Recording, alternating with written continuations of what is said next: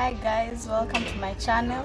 Today I've decided to show you or to demonstrate to you how you shape your eyebrows.